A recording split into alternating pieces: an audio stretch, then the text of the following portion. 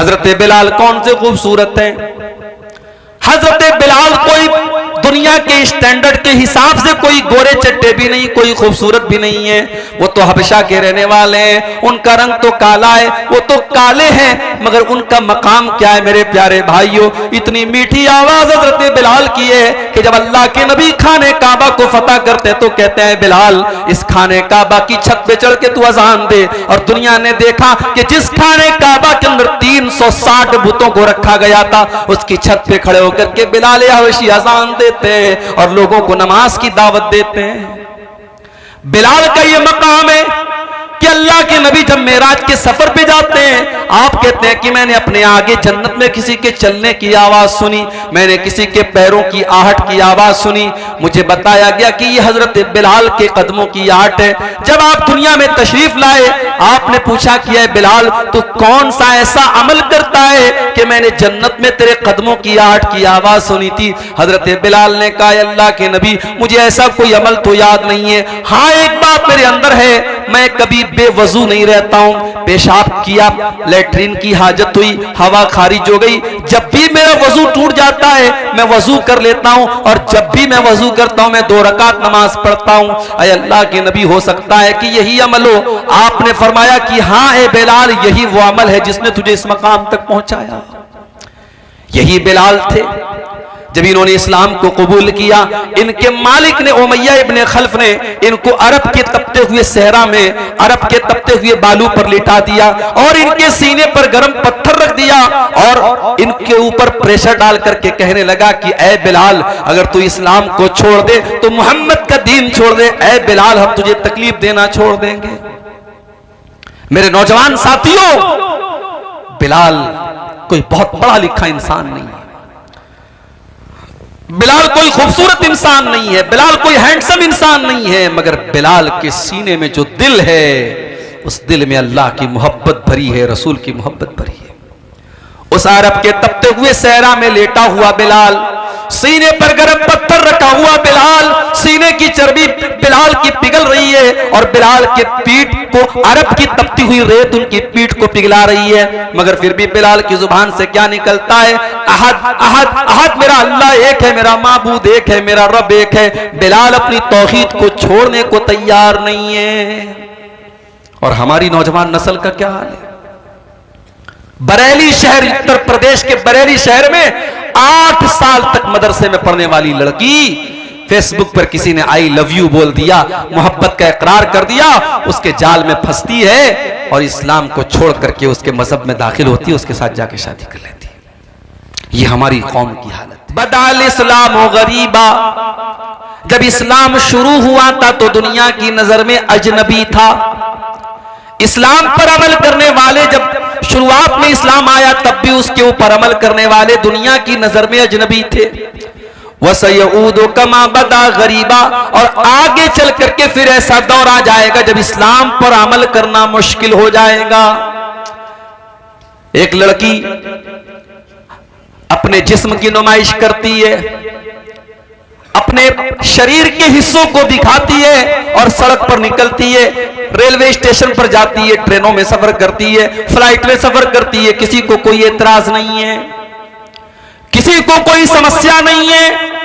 अपने पूरे शरीर को दिखा रही है, एक्सपोज कर रही है, किसी को कोई समस्या नहीं है। एक मुसलमान लड़की नकाब में कॉलेज में चली जाती है, पर्दे में यूनिवर्सिटी में चली जाती है, उसके ऊपर बवाल किया जा रहा है, उसके ऊपर एतराज किया जा रहा है, उस पर छींटाकशी की जा रही है, उसको बुरा भला कहा जा रहा है, उसको उकसाया जा रहा है। बदाल इस्लाम गरीबा, अल्लाह के नबी फरमा रहे हैं इस्लाम जब शुरू हुआ था तब भी इस्लाम पर अमल करने वालों को बहुत सारे ताने मारे जाते थे और आगे चल करके इस्लाम पर अमल करने वालों को फिर से ताने मारे जाएंगे। एक नौजवान अपने दामन को गुनाहों से बचा रहा है, किसी से कोई नाजायज ताल्लुक नहीं है, शादी अभी नहीं हुई है, अपने आप को गुनाह से बचा रहा है, तो लोग क्या कहते हैं कि ये तो बहुत बैकवर्ड है, ये तो बहुत पिछड़ा हुआ है, इसको तो जमाने के रंग ढंग भी नहीं पता है। दूसरा नौजवान ज़िनाकारी में पड़ा हुआ है, बदकारी में पड़ा हुआ है, 4-4 लड़कियों से फोन पर बातें कर रहा है, लड़कियों को घुमा रहा है, और दुनिया की नजर में वो बड़ा चालाक है, बड़ा मॉडर्न है, बड़ा होशियार है। मेरे प्यारे साथियों, जो अपने दामन को गुनाहों से बचा रहा है, अल्लाह के नबी फरमाते हैं बदाल इस्लाम गरीबा, इस्लाम पर अमल करने वाले दुनिया की नजर में अजनबी बन जाएंगे।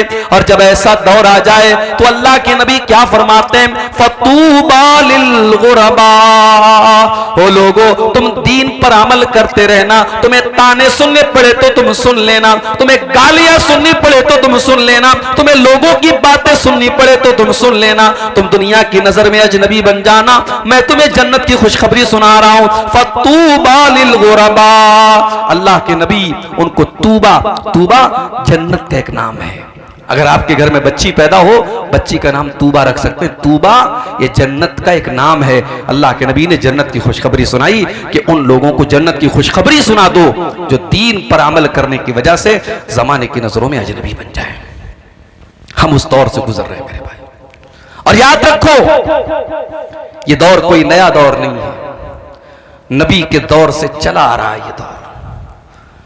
याद करो अपने नबी की सीरत, जब आपने सफा की पहाड़ी पे चढ़ करके कहा था अय्युहन्नास क़ूलू ला इलाहा इल्लल्लाह, ओ लोगों तुम ला इलाहा इल्लल्लाह कह दो तुफ्लिहू, तुम कामयाब हो जाओगे। व तमलिकुल अरब वल अजम, तुम अरब व अजम के मालिक बन जाओगे। आपने दुनिया को तौहीद की दावत दी तो क्या लोगों ने आपको फूल का माला पहनाया? नहीं नहीं। लोगों ने शाबाशी दी? नहीं नहीं। बल्कि लोगों ने आपकी मुखालफत की, आपको बुरा भला का, और सबसे पहला एतराज करने वाला आपका अपना चचा अबू लहब था। जब आपने लोगों को तौहीद की दावत दी तो अबू लहब ने क्या कहा था, तब्बल्लक या मोहम्मद अलिहाजा जमातना, ऐ मोहम्मद तेरे लिए बर्बादी हो, तूने हमें इसलिए यहां पर बुलाया था, तू हमें हमारे बाप दादा का मजहब छोड़ने की बात कर रहा है, तू हमें अपने माबूदों को छोड़ने की बात कर रहा है। सबसे पहला रोड़ा बना था अबू लहब। और एक बात बताऊं, अबू लहब का नाम अबू लहब क्यों पड़ा? लहब के माने अरबी में होते अंगारा। अबू लहब बहुत गोरा चट्टा था, वो फेयर एंड लवली नहीं लगाता था, फेयर एंड हैंडसम नहीं लगाता था, वो नेचुरल गोरा था, बहुत खूबसूरत था। इतना गोरा था कि उसका नाम पड़ गया अबू लहब। इतना गोरा, इतना खूबसूरत कि अंगारे की तरह वो चमका करता था। मगर उसका अंजाम क्या हुआ मेरे भाइयों? कुरान में अल्लाह ने पूरी सूरत नाजिल फरमा दी, तब्बत यदा अबी लहबिन व तब मा अगना अन्हु मालुहु व मा कसब। अबू लहब के दोनों हाथ टूट जाएं, अबू लहब बर्बाद हो जाए, मा अगना अन्हु मालुहु व मा कसब, न उसका माल उसके कोई काम आया, न उसकी कमाई उसके कोई काम आई। व इम्राअतुहु हम्मालतल हतब, और अल्लाह ने फरमाया कि उसकी जो बीवी थी जिसका नाम उम्मे जमील था, जो लकड़ी उठा करके लकड़ियां ला करके चुन चुन करके लाया करती थी और अल्लाह के नबी को बुरा भला कहा करती थी, अल्लाह ने उसकी बीवी की भी मजम्मत की, उसकी भी बुराई की, उसके ऊपर भी लानत फरमाई। फरमाया वम्रातुहु हम्मालतल हतब फी जीदिहा हब्लुम मिन मसद, उस अबू लहब की बीवी की गर्दन में अल्लाह ताला कयामत के दिन रस्सी डालेगा, वो भी जहन्नम की आग में डाली जाएगी। मेरे प्यारे साथियों, पता ये चला कि दुनिया में कोई खूबसूरत अगर है, कोई हैंडसम है, कोई बहुत स्मार्ट है, बहुत गोरा चट्टा है, अपनी खूबसूरती पर नाज न करे, अपने चेहरे पर नाज न करे, अल्लाह ताला खूबसूरती को नहीं देखेगा। इन्नल्लाह ला यंजुरु इला सुवरिकुम व अजसामिकुम, अल्लाह ताला तुम्हारे चेहरों को नहीं देखता, अल्लाह ताला तुम्हारी शक्लों को नहीं देखता, अल्लाह ताला तुम्हारे शरीर को नहीं देखता, वलाकिन यंजुरु इला कुलूबिकुम व आमालिकुम, अल्लाह ताला तुम्हारे दिल को देखता है और अल्लाह ताला तुम्हारे अमल को देखता है। यहां तो बेचारा परेशान बैठा है, स्टेटस पे फोटो लगाया तो हर मिनट पे चेक कर रहा है कितने लोगों ने स्टेटस देखा, फेसबुक पे फोटो डाला तो हर मिनट में चेक कर रहा है कितने लोगों ने मेरे फोटो को लाइक किया। अरे नालायक, लोगों के लाइक की इतनी फिक्र करता है, काश तूने अल्लाह के लाइक की फिक्र की होती। फोटो तो तुमने फिल्टर करके आए तो माशाल्लाह ऐसे ऐसे ऐप आ रहे कि भाई अमेरिका के गोरे को अफ्रीका का काला बना दो, अफ्रीका के काले को अमेरिका का गोरा बना दो। ऐसे ऐसे ऐप आ रहे, जवान को बूढ़ा बना दो। एक साहब ने मेरा फोटो भेजा एडिट करके, दाढ़ी वाड़ी गायब और बाल बिल्कुल बॉलीवुड के हीरो की तरह उड़ रहा है, और पैंट और कोट पहन करके मुझको भेज करके कहने लगे ये पहचान रहे कौन है? मैंने कहा मैं तो नहीं पहचान रहा, कौन है? आपका फोटो है, एडिट करके मैंने बनाया है। तो ये दौर है मेरे भाई, एडिट करके किसी फोटो आप बदल सकते हैं, मर्द को औरत बना सकते हैं, जवान को बूढ़ा बना सकते हैं, बूढ़े को जवान बना सकते हैं, वो दौर है ये। अब हमारा नौजवान बेचारा जब फोटो लेता है ना, मैं कहीं प्रोग्राम में जाता हूं, बाज नौजवान आते, बोले सब एक सेल्फी ले लेता हूं, तो मैं देखता हूं तो वो मोबाइल पर डायरेक्ट कैमरे से सेल्फी नहीं लेता, उसमें ऐप आता है स्नैपचैट और फलाना और डिकाना, तो उससे वो और खूबसूरत बनने लगता है अपने आप। अब ये फोटो वो फेसबुक पे डालता है और साहब बड़ी उसको फिक्र है कि मेरे फोटो को कितने लोगों ने लाइक किया। मेरे नौजवान साथियों, जितनी फिक्र आपको अपने इस फोटो के लोगों के लाइक करने की है, काश इतनी फिक्र इस बात की होती कल कयामत के दिन अल्लाह ताला हमको लाइक करेगा कि नहीं करेगा। अल्लाह की कसम, आपने अपने चेहरों को बहुत खूबसूरत बना भी लिया और बहुत मेकअप करके मेरी प्यारी माँ बहनों आपने अपने आप को खूबसूरत बना भी लिया। ब्यूटी पार्लर में आजकल देखिए वीडियो भी आता होगा फेसबुक के ऊपर कि बूढ़ी औरत को ब्यूटी पार्लर वाले जवान बना देते हैं, काली औरत को गोरी बना देते हैं, बदसूरत को खूबसूरत बना देते हैं। आपने ब्यूटी पार्लर में जाकर के अपनी बदसूरती को खूबसूरती में तब्दील कर भी लिया, अपने चेहरे को खूबसूरत बना भी लिया, मगर माफ करना मेरी बहनों और माफ करना मेरे भाइयों, अगर आपका दिल खराब है और आपका अमल सही नहीं है तो कल कयामत के दिन आपका अंजाम और हमारा अंजाम क्या होने वाला है। अल्लाह कुरान में फरमाता है ववुजूहु यौमइज़िन अलैहा गबरा तरहकुहा कतरा उलाइका हुमुल कफरतुल फजरा। कयामत के दिन कुछ ऐसे भी लोग आएंगे जिनके चेहरे काले कलूटे होंगे, जिनके चेहरों पर अल्लाह ताला तारकोल पोत देगा, उनके चेहरे बड़े बदसूरत हो जाएंगे, बड़े भयानक हो जाएंगे। वो दुनिया में बड़े हैंडसम रहे होंगे, बड़े स्मार्ट और बड़े खूबसूरत रहे होंगे, मगर कयामत के दिन उनके चेहरे बड़े बदसूरत बना दिए जाएंगे। ये कौन लोग होंगे? फरमाया उलाइका हुमुल कफरतुल फजरा, ये वो लोग होंगे जो अल्लाह का इनकार करने वाले, उसकी शरीयत का इनकार करने वाले, ये हराम खाने वाले और गलत काम करने वाले और नाजायज काम करने वाले और अल्लाह को नाराज करने वाले काम करने वाले होंगे। दुनिया में इंसान फेसबुक चला रहा है, मोबाइल चला रहा है, कोई गलत चीज देख लिया, अब डर भी है कि मां के हाथ में लग गया, भाई के हाथ में लग गया तो देख न ले, तो क्या करता है? डिलीट कर देता है। ब्राउजर पे कोई चीज देखा डिलीट, व्हाट्सएप की चैटिंग डिलीट, फेसबुक का मैसेंजर की चैटिंग डिलीट, सब डिलीट कर दिया। दुनिया से आपने सब डिलीट कर दिया। मेरे प्यारे भाइयों, जो अल्लाह ताला का डाटा रिकॉर्ड हो रहा है, अल्लाह ताला के फरिश्ते तो सब रिकॉर्ड कर रहे हैं कि एक एक अदा आपकी रिकॉर्ड कर रहे हैं। व इन्ना अलैकुम लहाफिज़ीन किरामन कातिबीन, मेरे किरामन कातिबीन एक एक हरकत को तुम्हारे रिकॉर्ड कर रहे हैं। यालमून मा तफअलून, तुम जो जो कर रहे हो मेरे फरिश्तों को मालूम है। फरिश्ते सब रिकॉर्ड कर रहे हैं और फरिश्ते तो कर ही रहे हैं। हमने मोबाइल को उंगली से टच किया, हमारी उंगली भी रिकॉर्ड कर रही है।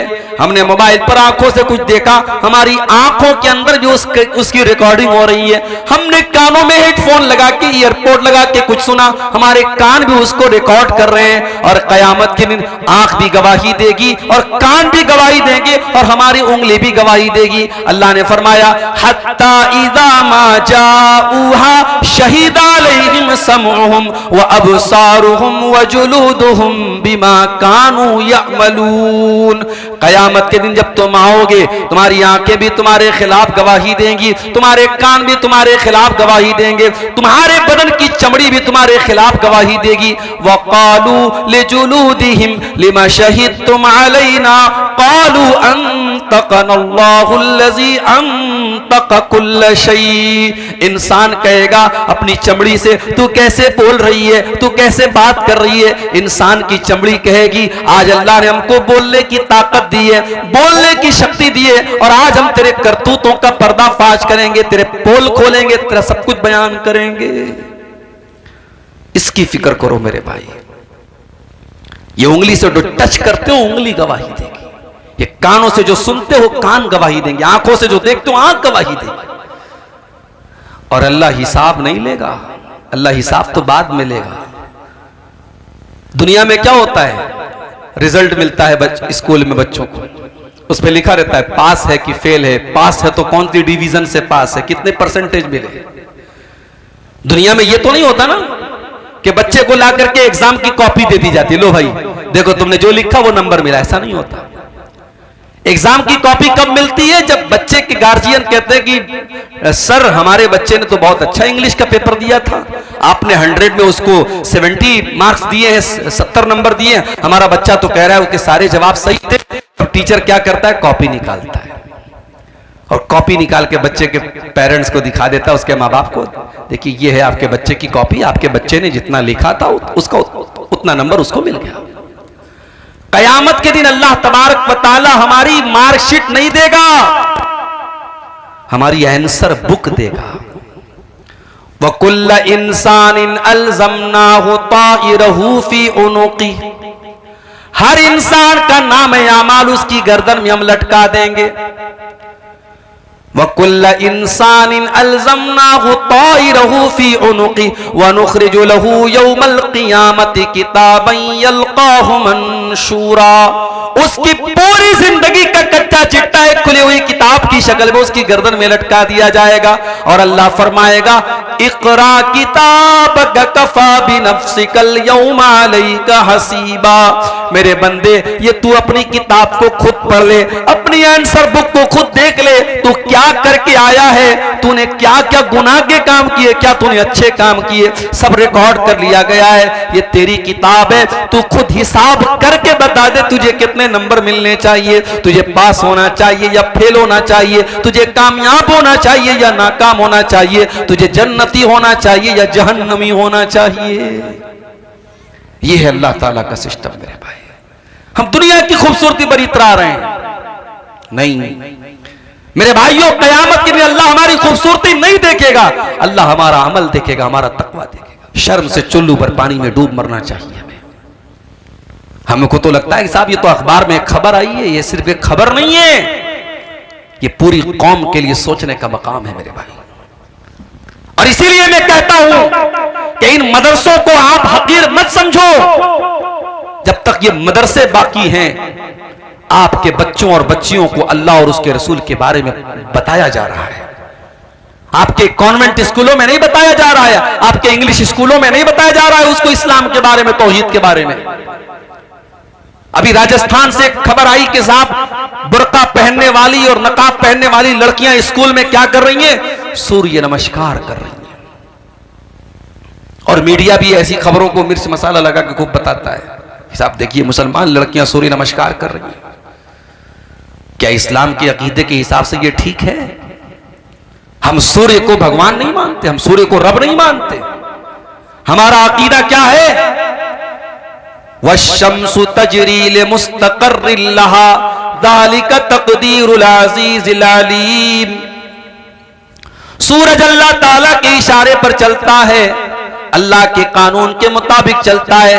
वल क़मर क़द्दरनाहु मनाज़िल हत्ता आद कल उर्जूनिल क़दीम। और चांद भी अल्लाह ताला के सिस्टम से चलता है। पहली तारीख का चांद पतला होता है, फिर धीरे धीरे मोटा होता है, फिर 14वीं का चांद कंप्लीट हो जाता है, फिर धीरे धीरे छोटा होता है, और फिर लकड़ी की तरह और खजूर के तने की तरह फिर पतला हो जाता है। ये चांद का सिस्टम, ये सूरज का सिस्टम ये बता रहा है कि चांद अपनी मर्जी से नहीं निकल रहा है, सूरज अपनी मर्जी से नहीं निकल रहा है, इनको निकालने वाला कोई है, इनको चलाने वाला कोई है। सूरज अपनी मर्जी का मालिक नहीं है, चांद अपनी मर्जी का मालिक नहीं है। मेरे प्यारे भाइयों, हमारा अकीदा तो यह है कि सूरज हमेशा पूरब से निकल रहा है और पश्चिम में डूब रहा है। यह अल्लाह का कानून है, यह अल्लाह का हुक्म है, इसलिए सूरज ऐसा कर रहा है। और जिस दिन कयामत कायम होने वाली होगी, अल्लाह सूरज को हुक्म देगा कि हमेशा तो तू पूरब से निकला करता था, लेकिन आज तुझे उल्टा करना है, और कयामत के दिन सूरज पश्चिम से निकल जाएगा।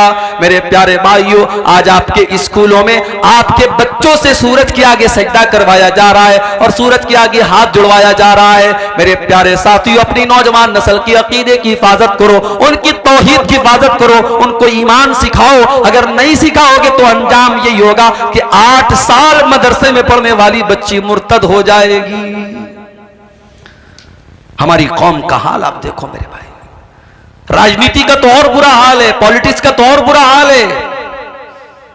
जो पॉलिटिक्स में चला गया उसका कोई मजहब नहीं है मेरे भाई, वो कहीं भी सर झुका सकता है, किसी के भी आगे पैर हाथ फैला सकता है वो। नहीं मेरे भाइयों, ऐसा नहीं होना चाहिए। और याद रखो, इस्लाम से जो लोग नफरत करते हैं उनको आपकी तरक्की से उनको कोई नुकसान नहीं है। आप पैसा कमाइए, आप घर बनाइए, आप अच्छा कपड़ा पहनिए, उनको इससे प्रॉब्लम नहीं है। उनको प्रॉब्लम आपके इस्लाम से है, उनको प्रॉब्लम आपके दीन से, आपके ईमान से है। इसलिए अल्लाह कुरान में कहता है, वला यज़ालूना युकातिलूनकुम हत्ता यरुद्दूकुम अन दीनिकुम। ऐ नबी, इस्लाम के दुश्मन इसीलिए आपसे लड़ाई करते और जंग करते हैं ताकि मुसलमानों को दीन से हटा दे, मुर्तद कर दे, मुसलमानों को अल्लाह की तौहीद से दूर कर दे। हमारी कौम का हाल क्या है? अररिया का ये इलाका बड़ा पिछड़ा हुआ इलाका है। किसी बाप को अल्लाह ताला ने तौफीक दी, उसने बेटे को पढ़ाया, बेटा आईएएस ऑफिसर बन गया। कटिहार के अंदर, पूर्णिया के अंदर, अररिया के अंदर आईएएस ऑफिसर बन गया। बहुत अच्छी बात है, हमारी कौम का बच्चा आईएएस ऑफिसर बन गया। अब आईएएस ऑफिसर की कुर्सी पर जब वो बैठा, वो लड़का हमारी कौम का, तो वो कारून बन गया, वो फिरौन बन गया, अल्लाह को भूल गया। उसे इस्लाम बड़ा मामूली मजहब लगने लगा। उसे लगने लगा कि साहब ये मौलवी लोग तो बड़ी दकियानूसी बातें करते हैं, इस सब मजहब की बातों को छोड़ दो, तरक्की करो, आगे बढ़ो, ये रोजा नमाज छोड़ो, ये सब टॉपिक। अगर इसका नाम तरक्की है मेरे भाई, तो हमें ऐसी तरक्की नहीं चाहिए। हमें ऐसी तरक्की नहीं चाहिए जो मजहब और दीन और तौहीद को हम खो करके हासिल करें मेरे भाइयों। इमाम मालिक का एक जुमला नोट कर लो। इमाम मालिक ने कहा था कि इस उम्मत में बाद में आने वाले लोग कामयाब नहीं हो सकते हैं जब तक वो उस फॉर्मूले को ना अपना लें जो पहले के लोगों ने अपनाया था।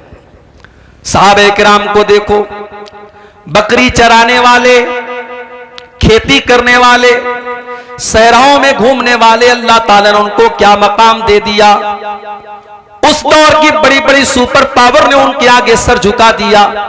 ईरान की सुपर पावर जिसको किसरा कहा जाता था, और रोम की सुपर पावर जिसको कैसर कहा जाता था, कैसर और किसरा ने भी उनको सैल्यूट किया और उनके आगे झुकना पड़ा। और बैतुल मुकद्दस जो एक जमाने तक यहूदियों के कब्जे में, ईसाइयों के कब्जे में था, उस बैतुल मुकद्दस को भी मुसलमानों ने अपने कंट्रोल में लिया और वहां पर नमाज शुरू हो गई। मेरे प्यारे साथियों, ये सारे के सारे हालात सहाबे किराम के दौर में हुए। सहाबे किराम ने तरक्की के नाम पर अपने दीन को नहीं छोड़ा, अपने ईमान को नहीं छोड़ा, अपने इस्लाम को नहीं छोड़ा। उन्होंने वक्त की फिरौनों की आंखों में आंखें मिला करके उनको घुटनों के बल गिरने पर मजबूर कर दिया, मगर अपने दीन और अपने ईमान से कभी कॉम्प्रोमाइज नहीं किया। खुद न थे जो राह पर, औरों के रहबर बन गए। क्या नजर थी जिसने मुर्दों को मसीहा कर दिया। कल तक जो मुर्दा थे, अल्लाह के प्यारे नबी ने उनको मसीहा बना दिया। मेरे प्यारे साथियों, आज हमें भी तरक्की करना है, हमें भी जमाने की आंखों से आंखें मिलाना है, मगर इस्लाम को छोड़ना नहीं है, ईमान को छोड़ना नहीं है, तौहीद को छोड़ना नहीं है। मेरे भाइयों, मैं चाहता हूं कि आपके बच्चे आईएएस ऑफिसर बने, मैं चाहता हूं आपके बच्चे वकील बने, मैं चाहता हूं आपके बच्चे जज बने, मगर याद रखो, मैं ये भी चाहता हूं आपका बेटा जब वकील बने तो उसके दिल में ईमान की मोहब्बत भी हो। जब वो अदालत में केस लड़ने जाए तो कोई झूठा केस न लड़े, वो सच्चाई के लिए लड़े। मैं चाहता हूं आपकी कौम का बेटा, हमारी कौम का बेटा जज की कुर्सी पर बैठे तो वो किसी ओहदे की लालच में गलत फैसला न कर दे, वो रिटायरमेंट के दिन, आखिरी दिन ऐसा फैसला करके पूरी कौम को मुसीबत में डाल करके अपने रिटायरमेंट का प्लान न बनाने लगे, बल्कि वो जज की कुर्सी पर बैठ करके इंसाफ का, जस्टिस का, न्याय का काम करे। मैं ये चाहता हूं मेरी कौम के बच्चे डॉक्टर बने, लेकिन डॉक्टर बनने का मकसद सिर्फ गरीबों का खून चूसना ना हो, उनकी जेब से पैसे निकालना ना हो, बल्कि उस डॉक्टर का काम कौम की खिदमत करना हो। वो कोई गरीब मरीज आए तो उसका इलाज फ्री में भी कर दे, वो अगर किसी को परेशान हाल देखे तो उसकी मदद के तौर पर उसका फ्री में इलाज कर दे, उसके दिल में गरीबों का दर्द हो। ऐसा ना हो कि मरने वाला तो मर गया और उसकी बॉडी को आईसीयू में रखे हुए है और उसके घर वालों से पैसा वसूला जा रहा है, एक एक घंटे का पैसा लिया जा रहा है। मरने वाला बेचारा मर चुका है और फिर भी उसके घर वालों से पैसा लिया जा रहा है। मेरे भाइयों, ऐसे चोर और लुटेरे डॉक्टर हमें नहीं चाहिए। हम ये चाहते हैं मेरे भाई, हमारी कौम तरक्की करे, हमारा पिछड़ापन दूर हो, मगर सबके बाद हम अल्लाह, अकबर इलाहाबादी का एक शेर है ना, तुम शौक से कॉलेज में पढ़ो, चरक पे झूलो, जायज है गुब्बारों में उड़ो, चरक पे झूलो, बस एक सुखन बंदे आजिज कर रहे याद, अल्लाह को और अपनी हकीकत को न भूलो। हम यही चाहते हैं, हम अल्लाह को भूलने वाले न बन जाएं मेरे भाइयों।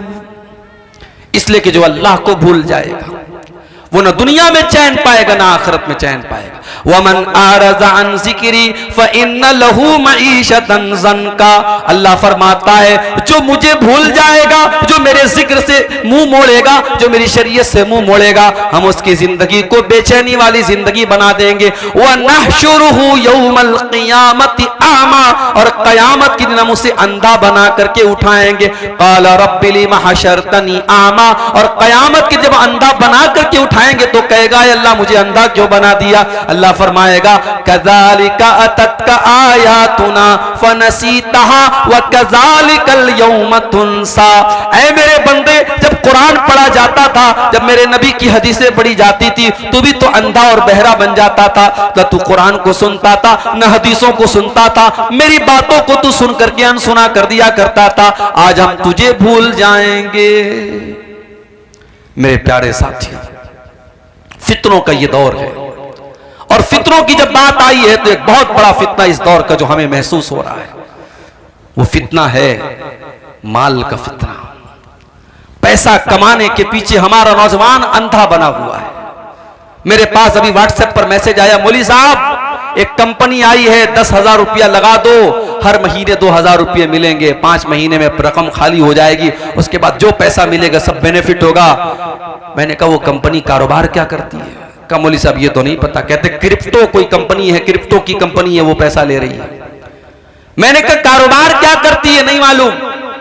पूरे गांव के लोग पड़े हुए हैं, मौलवी साहब, मस्जिद के इमाम साहब भी वो काम कर रहे हैं।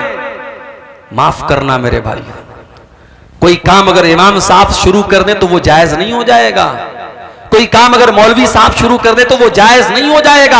आपको पता करना पड़ेगा कि वो काम जायज भी है कि नहीं है।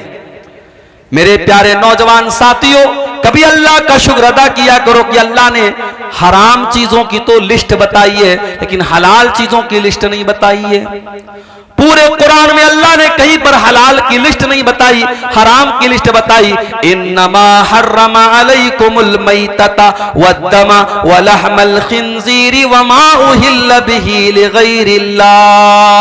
ऐ ईमान वालो, अल्लाह ने तुम्हारे ऊपर मुर्दार को हराम किया है, खून को हराम किया है, सुअर के गोश्त को हराम किया है, गैरुल्लाह का जिस चीज पर नाम लिया जाए उसको हराम किया है। हराम की तो लिस्ट बताई अल्लाह ने, लेकिन हलाल की लिस्ट नहीं बताई है। मेरे प्यारे भाइयों, आप कारोबार कीजिए, आप बिजनेस कीजिए, और छोटा किसी बिजनेस को आप छोटा मत समझिए। हमारे एक साथी थे बनारस में, जामिया सल्फिया बनारस में, जहां से हमने तालीम हासिल की, वहीं से उन्होंने तालीम हासिल की। वो रहने वाले थे सूरत के, गुजरात के। आप लोगों ने कभी सुना होगा कि गुजराती लोग जो होते हैं कारोबार में बहुत आगे होते हैं, और इस पूरे भारत को भी 2 गुजराती चला रहे हैं, मालूम है ना आपको? 2 गुजराती पूरे भारत को चला रहे हैं। तो गुजराती लोग कारोबार में बहुत आगे होते हैं। तो हमारा वो जो साथी था सूरत का, उससे मेरी मुलाकात हुई 5-6 साल के बाद।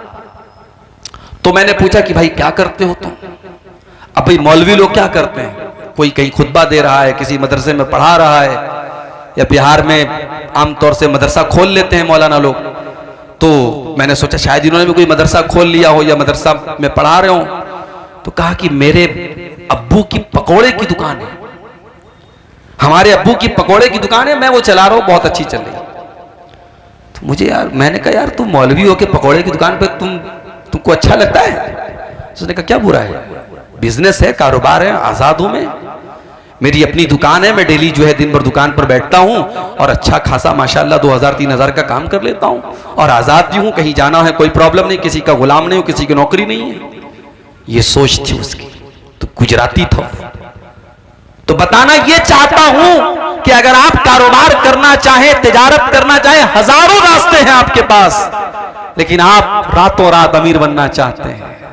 हमारे नौजवान को 10,000 वाला मोबाइल नहीं चाहिए, उसको 50,000 वाला आईफोन चाहिए। कमा रहा है 5,000 रुपया महीना और फोन कौन सा चाहिए? आईफोन चाहिए। और आईफोन खरीदने वाले आमतौर से क्या करते जानते हो?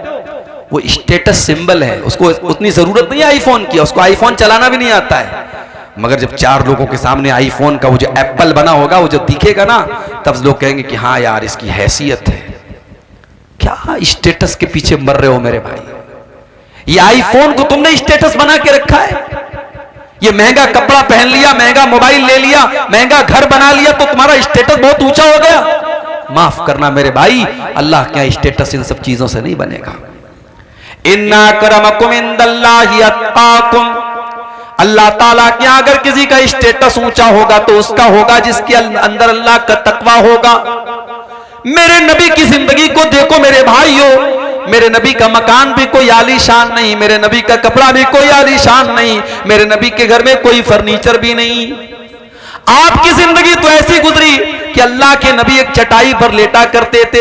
एक दिन आप चटाई पर से उठते हैं और आपकी पीठ पर चटाई के निशान पड़े हैं। साहबे किराम ने देखा, अय अल्लाह के नबी, लवित तखजना लकवितान या रसूल अल्लाह, अय अल्लाह के नबी आप हमें इजाजत दे दें, हम आपके लिए गद्दे का इंतजाम कर दें, हम आपके लिए आरामदेह बिस्तर का इंतजाम कर दें।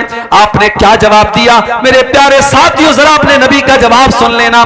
फरमाया माली वली दुनिया, ओ लोगों मेरा दुनिया से क्या लेना देना है। माना इल्ला करा के बिन इस्तज़ल्लता तशजरतिन सुम्मा राह फतरकहा, अरे मैं तो एक परदेसी की तरह हूं, मैं तो मुसाफिर की तरह हूं जो किसी पेड़ के नीचे थोड़ी देर हाल्ट करता है, थोड़ी देर आराम करता है, फिर अपनी मंजिल की तरफ चला जाता है। मैं दुनिया में रहने के लिए नहीं आया हूं, मेरी मंजिल तो आखिरत है, मैं आखिरत की तैयारी करने के लिए आया हूं। आज हम दुनिया के पीछे मरे जा रहे हैं। सुबह नींद खुलती है तब से लेकर रात में सोने तक एक मर्तबा भी हमारे ज़हन में आखिरत की फिक्र पैदा नहीं होती, जन्नत की फिक्र नहीं पैदा होती, जहन्नम से बचने की चिंता नहीं होती। हाय दुनिया, हाय दुनिया, हाय दुनिया। मेरे प्यारे साथियों, ये माल और औलाद भी अगर आपको अल्लाह से दूर कर दे तो ये बहुत बड़ा फितना है। अल्लाह कुरान में कहता है इन्नमा अमवालुकुम व औलादुकुम फितना, तुम्हारा माल भी तुम्हारे लिए फितना है, तुम्हारी औलाद भी तुम्हारे लिए फितना है। अगर माल के चक्कर में तुम हराम रास्ता अपना रहे हो और औलाद के चक्कर में तुम गलत रास्ता अपना रहे हो तो माल भी फितना है और औलाद भी फितना है। मेरे भाइयों, अल्लाह के प्यारे नबी मिंबर पे खुतबा दे रहे हैं, जुमा का खुतबा आप दे रहे हैं। आपके नवासे हजरत हसन और हुसैन जिनकी उम्र 4-5 बरस की है, वो दोनों मस्जिद में आ रहे हैं। 5 साल के बच्चे चलते भी हैं तो गिरते पड़ते हुए चलते हैं। हदीस के अल्फाज हैं हजरत हसन और हुसैन गिरते पड़ते फिसलते हुए मस्जिद में चले आ रहे हैं। अल्लाह के प्यारे नबी की नजर अपने नवासों पर पड़ी और वो दोनों नवासे लाल रंग का कुर्ता पहने हुए हैं। पता ये चला कि लाल रंग का कुर्ता पहनना जायज है, लाल रंग का कपड़ा पहनने में कोई हर्ज की बात नहीं है। हाँ, सैफ्रॉन कलर का कपड़ा नहीं पहनना चाहिए, जाफरानी कलर का कपड़ा, वो मुशरिकों की पहचान है, वो उनका शियार है। अगर कोई रेड कलर का लाल रंग का शर्ट पहनता है, कुर्ता पहनता है, चाहे मर्द हो चाहे औरत हो, कोई हर्ज की बात नहीं। नबी के नवासे लाल रंग का कुर्ता पहन करके आ रहे हैं और अल्लाह के नबी की नजर पड़ गई। हदीस के अल्फाज हैं आपने अपने खुतबे को रोका और आपने अपने दोनों नवासों को गोद में लिया, उनको लाडो प्यार किया और उनको प्यार करने के बाद आपने फरमाया कि ओ लोगो, अल्लाह ताला ने कितनी सच्ची बात कही है कुरान में, इन्नमा अमवालुकुम व औलादुकुम फितना, तुम्हारा माल तुम्हारे लिए फितना है, तुम्हारी औलाद तुम्हारे लिए फितना है। अच्छा एक बात बताओ, अल्लाह के नबी ने खुतबा रोका, नवासों को गोद में लिया और ये बात कही। इसमें कितना टाइम लगा होगा? ज्यादा से ज्यादा 2 मिनट लगा होगा, 3 मिनट लगा होगा, 5 मिनट मान लो। 5 मिनट के लिए अल्लाह के नबी ने खुतबे को रोका और अपने नवासों को, अपने बच्चों को गोद में लिया, तो आपने उसको फितना कहा है। और हमारा हाल क्या है? हमारा हाल तो यह है कि 24 घंटे दुनिया में डूबे हुए हैं, दुनिया के लालच में पड़े हुए हैं और इस कदर लालची हो चुके हैं। अजान की आवाज आती है, 5 टाइम अजान देने वाला अजान दे रहा है, अस्सलातु खैरुम मिन नौम की आवाज दे रहा है, और हम अपनी दुकान पे बैठे हुए हैं। हमारा कारोबार चल रहा है, हमारा बिजनेस चल रहा है, हमारी दुकान बंद नहीं हो रही, हमारे कारोबार पर कोई फर्क नहीं पड़ रहा है। यानी 5 टाइम की नमाज में, फजर की नमाज तो बिल्कुल सुबह पढ़ी जाती है, अगर 4 टाइम की जो नमाज है, जोहर, असर, मगरिब, इशा, अगर चारों नमाज को अगर आपके वर्किंग टाइम में मान लिया जाए, आपकी दुकान के, आपके कारोबार के टाइम में, और एक नमाज पे आधा घंटे का टाइम मान लिया जाए, तो यानी आप 24 घंटे में 2 घंटा भी अपने कारोबार से निकाल करके अल्लाह को देने को तैयार नहीं है। जो अल्लाह आपको खिला रहा है, पिला रहा है, आपको ऑक्सीजन दे रहा है।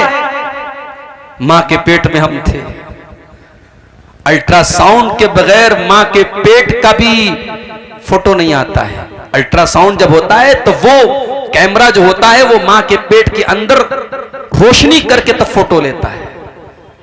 मां के पेट में जहां रोशनी पहुंचने का कोई रास्ता नहीं है, अल्लाह तेरी कुदरत है कि तू वहां भी बच्चे का दिल बना रहा है, वहां भी बच्चे का दिमाग बना रहा है, वहां भी बच्चे की आंखें बना रहा है। और क्या मजाल है कि कोई एक आंख इधर हो और एक आंख इधर हो, एक कान यहां हो और एक कान यहां हो, पूरे बैलेंस के साथ, पूरे तवाज़ुन के साथ बच्चा पैदा होता है। आंख अपनी जगह पे है, कान अपनी जगह पे है, मुंह अपनी जगह पे है, दिमाग अपनी जगह पे है।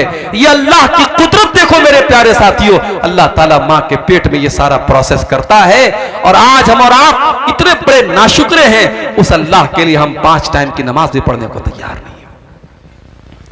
इसीलिए अल्लाह कुरान में कहता है, रिजालुल्ला तुलहीहिम तिजारतुन वला बैउन अन ज़िक्रिल्लाह। मेरे वो हकीकी बंदे और मेरे सच्चे मोमिन बंदे तो वो है, उनका कारोबार उनको नमाज से कभी नहीं रोकता है। वो नमाज भी पढ़ते और कारोबार भी करते हैं। और मैंने देखा है मुंबई के अंदर ऐसे ऐसे सेठों को देखा है मेरे भाइयों, आप यकीन करें, आपके अररिया में क्या कोई पैसा कमाने वाले होंगे, आपके पूर्णिया में क्या कोई पैसा ऐसा कमाने वाले होंगे, आपके किशनगंज में क्या पैसा कमाने वाले होंगे। मैंने मुंबई में ऐसे सेठों को भी देखा है जो बहुत बड़े करोड़पति अरबपति हैं, बहुत बड़ा उनका कारोबार है, मगर रमजान के आखिरी अशरे में वो एतिकाफ भी करते हैं। वो 10 दिन एतिकाफ में भी बैठते हैं, और जब वो एतिकाफ में बैठते हैं तो अपने कारोबार का जो मोबाइल है वो अपने भाई को, अपने घर को, अपने बेटे को दे करके आते हैं कि नहीं नहीं, अब ये 10 दिन मुझे अपने बिजनेस से कोई मतलब नहीं, अपने कारोबार से कोई मतलब नहीं, मैं 10 दिन अल्लाह की इबादत के लिए लगा रहा हूं। रिजालुल्लाह तुलहीहिम तिजारतुन वला बैउन अन ज़िक्रिल्लाह। मेरे सच्चे मोमिन बंदे तो वो हैं, उनका कारोबार उनको कभी अल्लाह के जिक्र से गाफिल नहीं करता, कभी नमाज से गाफिल नहीं करता। यखाफून यौमन ततक़ल्लबु फ़ीहिल क़ुलूब वल अबसार, इसलिए कि वो क़यामत के दिन से डरते हैं, जिस दिन लोगों की दहशत का बड़ा बुरा आलम होगा। दहशत क्या होती है आपने देखा है। नेपाल में ज़लज़ला आया, बनारस में हल्का सा झटका महसूस हुआ। मैं तो उस वक्त ट्रेन में सफर कर रहा था, सुबह मेरी बीवी का फोन आया, कहने लगी रात में ज़लज़ला आपने देखा, ज़लज़ला आया था। मैंने कहा मैं तो ट्रेन में बैठा था, ट्रेन में तो हमेशा ज़लज़ला आता रहता है, ट्रेन हिलती रहती है। कहा कि नहीं, रात में बहुत सब चीजें हिल रही थी, ज़लज़ला आया था। 2 दिन तक बनारस में लोगों के पेट मुंह से खाना उतर नहीं रहा था, लोग दहशत के आलम में थे। ज़लज़ला कहां आया था? नेपाल में आया था। उसका झटका दिल्ली और उत्तर भारत में कहीं कहीं महसूस हुआ था, और ये छोटा सा ज़लज़ला था जो नेपाल में आया था। इज़ा ज़ुलज़िलतिल अर्ज़ु ज़िलज़ालहा, जब वो ज़लज़ला आएगा जो सिर्फ उत्तर भारत में नहीं, सिर्फ दक्षिण भारत में नहीं, मध्य प्रदेश में नहीं, महाराष्ट्र में नहीं, गुजरात में नहीं, इज़ा ज़ुलज़िलतिल अर्ज़ु ज़िलज़ालहा, जब पूरी धरती को अल्लाह ताला हिला देगा। वह अखरजतिल अर्दु अस्कालहा, और जमीन अपने सारे बोझ निकाल देगी। अच्छा, ये बोझ निकाल देगी, इसका क्या मतलब है? इसका मतलब यह है कि जमीन के अंदर जो हीरे जवाहरात, सोने चांदी और कीमती मेटल्स है, सब बाहर निकल जाएंगे। जमीन अपने सारे खजाने निकाल देगी। और एक मतलब यह भी है कि जमीन के अंदर जितने मुर्दे हैं, कयामत के दिन सब जिंदा हो जाएंगे। वक़ाल इंसानो मा लहा, और इंसान कहेगा इस जमीन को क्या हो गया है। यौमइज़िन तुहद्दिसु अख़बारहा, और कयामत के दिन जमीन अपनी बातें बयान करेगी, जमीन बोलेगी बिअन्ना रब्बका औहा लहा, क्योंकि उस जमीन को अल्लाह ताला हुक्म देगा बोलने का। इससे एक बात यह पता चली कि हम जिस धरती पर और जिस जगह पर कोई काम करते हैं, वो जगह भी गवाही देगी। मिसाल के तौर पर इस गांव में आज ये जलसा हो रहा है। अब जलसे वालों का कहना है कि हमें उम्मीद नहीं थी कि इतनी सारी पब्लिक आ जाएगी, क्योंकि ये इलाका बहुत पिछड़ा हुआ है, आने जाने का जो रास्ता है बहुत मुश्किल है, बहुत टफ है। फिर भी लोग आए, और इस वक्त जो है रात के तकरीबन 1:15 बज रहे हैं, लोग जमे हुए हैं, माए बहनें हमारी बैठी हैं। ये इलाका, ये पिंडाल, ये पूरी धरती बोलेगी कयामत के दिन कि हाँ, यहां रात को 1:15 बजे तक, 1:30 बजे तक, 2 बजे तक तेरे दिन की बातें हुई थी, कुरान हदीस की बातें हुई थी।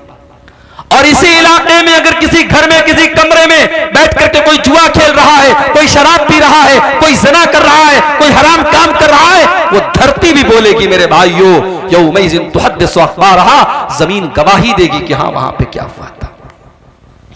इसलिए जब गुनाह करना तो ये सोच के करना कि ये कमरा गवाही देगा, ये धरती गवाही देगी। कहां से बचेंगे हम अल्लाह के यहां। आगे रमजान का महीना आ रहा है मेरे भाई। अल्लामा इब्न जौज़ी का एक जुमला आज मैंने पढ़ा, बड़ा प्यारा जुमला था। अल्लामा इब्न जौज़ी लिखते हैं कि अगर कब्र में मरे हुए लोगों से कहा जाए कि तमन्ना करो, आरजू करो, तो मरा हुआ आदमी जो मर चुका है, कब्र में जा चुका है, अगर उससे कहा जाए कि तुम्हारी कोई अंतिम इच्छा है, कोई आखिरी ख्वाहिश है, तो पता है वो क्या कहेगा? कहेगा कि अल्लाह एक दिन तू रमजान का और दे दे, एक दिन तू रमजान का और दे दे। रमजान इतना कीमती महीना है मेरे भाइयों। पिछले रमजान में कितने लोग हमारे गांव में रहे होंगे, इस साल वो नहीं है, इंतकाल हो गया उनका। कितने बूढ़े लोग, कितने नौजवान लोग, कितनी औरतें पिछले रमजान में थी, इस साल नहीं है। और इस साल अल्लाह ताला हमको ये तौफीक दे रहा है, सन 2024 का और हिजरी कैलेंडर के हिसाब से 1445 हिजरी का रमजान हमें मिलने वाला है, अगर हम जिंदा रहे, अगर हमारी हयात बाकी रही। अल्लाह ने हमें एक चांस दिया है मेरे भाई कि अपने आप को हम सुधार ले, तौबा कर लें। और जब हम तौबा करेंगे, हमने जितने गुनाह किए अल्लाह सब माफ कर देगा। अच्छा, दुनिया में इंसाफ का पैमाना अलग है। दुनिया का इंसाफ क्या कहता है कि अगर किसी ने अच्छा काम किया उसको बदला दिया जाए, किसी ने बुरा काम किया उसको सजा दी जाए। दुनिया का इंसाफ तो यही है। अल्लाह का इंसाफ बड़ा निराला है। अल्लाह का इंसाफ यह है, अगर आपने कोई नेकी का इरादा किया, आपने इशा की नमाज पढ़ी और रात में बिस्तर पे सोने के पहले आपने मोबाइल के ऊपर अलार्म लगाया कि मैं रात को 3 बजे उठ करके तहज्जुद की नमाज पढ़ूंगा, पक्का इरादा आपने किया, लेकिन थके हारे थे, नींद आ गई, सोए रह गए और 3 बजे रात में फजर आप तहज्जुद की नमाज के लिए नहीं उठ पाए। अल्लाह के नबी फरमाते, जब बंदा नेकी का पक्का इरादा करता है और किसी वजह से वो नेकी नहीं कर पाता है, अल्लाह कहता है उक्तुबू लहू हसनतन, मेरे बंदे के नाम अमाल में एक नेकी लिख दो। उसने किया नहीं था, इरादा किया था, पक्का इरादा किया था। और अगर बंदा वो नेकी का काम कर लेता है, अल्लाह फरिश्तों से कहता है उक्तुबू लहू अशरा हसनात, उसके नाम आमाल में 10 नेकी लिख दो। नेकी का इरादा किया तो 1 नेकी का सवाब, और नेकी कर लिया तो 10 नेकी का सवाब। उसके बाद एक और बंदा आता है और वो गुनाह करता है, अल्लाह फरमाता है इसके नाम आमाल में 1 गुनाह लिखो। उसने गुनाह का इरादा किया था, अल्लाह कहता है 1 गुनाह लिखो। उसने गुनाह कर लिया था, अल्लाह कहता है 1 गुनाह लिखो। और एक दूसरा इंसान आता है जो गुनाह का इरादा करता है, अल्लाह फरिश्तों से कहता है होल्ड करो, इंतजार करो, वेट करो, देखते रहो वो गुनाह करता है कि नहीं करता है। अगर बंदे ने गुनाह का इरादा किया और फिर इरादा करने के बाद उसने गुनाह नहीं किया, उसने अपने दामन को गुनाह से बचा लिया, अल्लाह के नबी फरमाते हैं कि अल्लाह ताला फरिश्तों से कहता है उक्तबू लहू हसनतन, मेरे बंदे के नाम अमाल में एक नेकी लिख दो। फरिश्ते कहते हैं अल्लाह उसने तो कोई नेकी का काम न किया, उसने तो कोई अच्छा काम न किया, अय अल्लाह उसने तो बुराई का इरादा किया था, उसने तो शराब पीने का इरादा किया था, उसने तो ज़िना करने का इरादा किया था, अय अल्लाह उसने गलत काम करने का इरादा किया था और बाद में उसने गलत काम नहीं किया और तू कह रहा है कि हम एक नेकी लिख दे। अल्लाह फरमाता है इन्नमा तरकहा मिन जर्राया, मेरे बंदे ने मेरे डर से गुनाह को छोड़ा है, मेरे खौफ से गुनाह को छोड़ा है, मेरे बंदे के नाम अमाल में एक नेकी लिख दो। यह है अल्लाह का इंसाफ। इतना करीम है हमारा रब, इतना रहीम है, इतना मेहरबान है, और हम इतने बड़े नालायक हैं, नाशुक्र हैं कि उस अल्लाह से हम तौबा भी नहीं करते। मेरे भाइयों, अल्लाह को क्या पड़ी है कि अल्लाह अपना अजाब हम पर नाजिल करेगा। ये जितने परेशानियां हम पर आ रही हैं, ये हमारे अपने करतूतों का नतीजा है। अल्लाह हम पर अजाब भेजना नहीं चाहता है। अल्लाह तो खुद कुरान में कहता है मा यफ़अलुल्लाहु बिअज़ाबिकुम इन शकरतुम व आमनतुम व कानल्लाहु शाकिरन अलीमा। अल्लाह तुम पर अपना अजाब भेज करके क्या करेगा? ऐ मेरे बंदो, अगर तुम अल्लाह का शुक्रिया अदा करने वाले बन जाओ, तुम अल्लाह के ऊपर ईमान लाने वाले बन जाओ, तो अल्लाह ताला तुम पर अपना अजाब नाजिल करके क्या करेगा। इसलिए मेरे भाइयों, फितनों के इस दौर में अगर हमसे कुछ गुनाह के काम हुए हैं, हम अल्लाह से तौबा कर लें और अपने आप को जहन्नम की आग से बचाएं। और जहन्नम की आग से बचाने के लिए बहुत सारे नेकी के काम आप कर सकते हैं। अल्लाह के नबी ने फरमाया इत्तकुन्नार वलौ बिशिक्की तमरा, खजूर का टुकड़ा भी अल्लाह के रास्ते में दे करके अपने आप को जहन्नम की आग से बचा सकते हो तो बचा लो।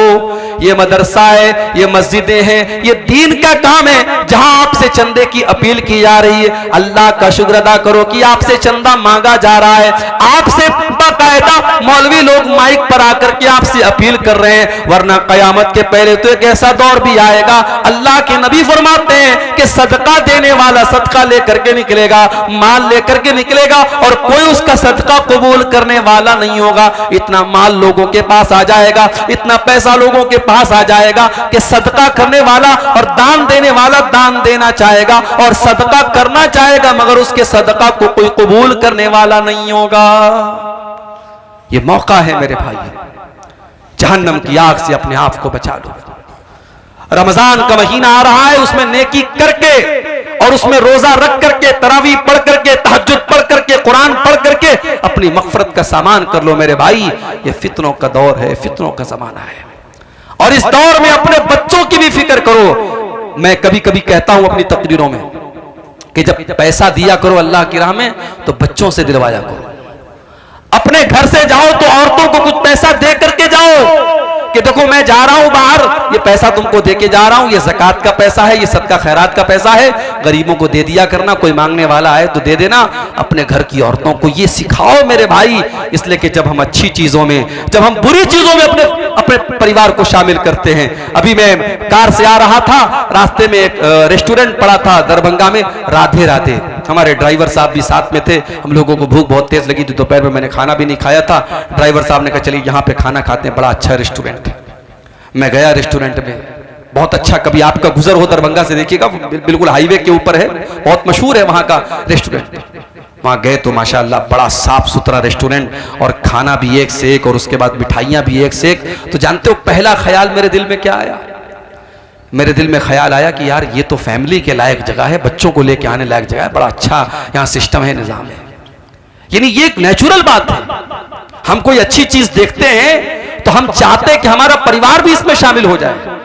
हम कोई अच्छी चीज खाते हैं, सोचते हैं हमारा परिवार भी खा ले। मेरे भाइयों, जहन्नम की आग से हमें अपने आप को भी बचाना है, अपने परिवार को भी बचाना है।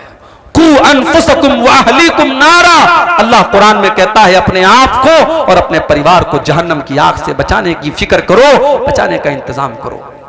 अब जरा दिल पे हाथ रख के बताओ कि आपने अपने आप को और अपने परिवार को जहन्नम की आग से बचाने के लिए क्या काम किया है।